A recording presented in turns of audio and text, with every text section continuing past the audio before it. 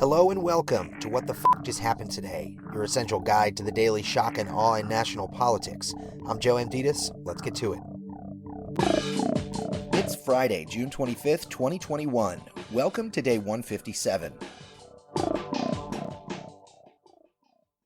The Justice Department filed a federal lawsuit against the state of Georgia, alleging that the restrictions from its new voting law purposefully discriminate against Black Americans.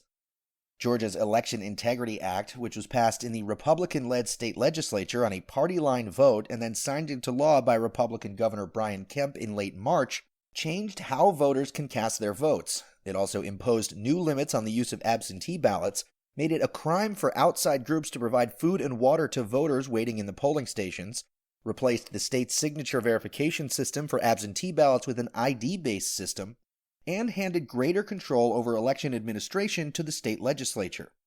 Attorney General Merrick Garland said our complaint alleges that recent changes to Georgia's election laws were enacted with the purpose of denying or abridging the right of Black Georgians to vote on account of their race or color, in violation of Section 2 of the Voting Rights Act.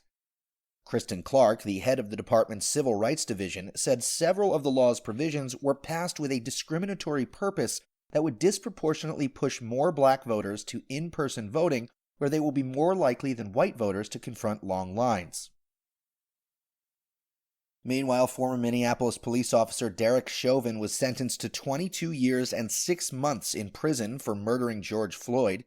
Chauvin was convicted in April on charges of second-degree unintentional murder, third-degree murder, and second-degree manslaughter. He faced up to 4 decades in prison. Prosecutors had originally asked for 30 years, and he could get out on parole after serving 2/3 of his sentence, or roughly 15 years. Judge Peter Cahill went beyond the 12.5-year sentence prescribed under state guidelines, citing Chauvin's abuse of a position of trust and authority and also the particular cruelty shown to Floyd. Separately, Chauvin and the 3 other former police officers present for Floyd's murder are also facing federal civil rights charges. Back in D.C., the bipartisan infrastructure deal is now in jeopardy after Republicans complained that they were blindsided by Biden's efforts to simultaneously pursue both the bipartisan deal and a package of Democratic priorities that can pass via reconciliation without GOP support. Yesterday, when Biden announced the bipartisan infrastructure deal, he said that if this is the only one that comes to me, I'm not signing it, adding that the deal is contingent upon it passing in tandem with a broader package of priorities. Several of the 11 Republicans who signed off on the bipartisan deal were described as stunned, floored, and frustrated that Biden later put conditions on accepting their deal, privately warning that they could walk away and torpedo the $1.2 trillion package. White House Press Secretary Jen Psaki said senators shouldn't be surprised by the 2-track strategy, saying that hasn't been a secret. Biden hasn't said it quietly, he hasn't even whispered it. Senator Lindsey Graham, meanwhile, claimed that Biden dumped the GOP senators who negotiated the deal, saying most Republicans could not have known about the 2-track strategy. There's no way, you look like a fucking idiot now.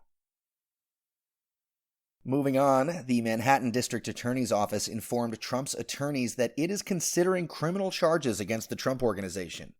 Cy Vance Jr. could announce charges against the organization and its chief financial officer, Alan Weisselberg, as soon as next week, in connection with fringe benefits that Weisselberg received from the company.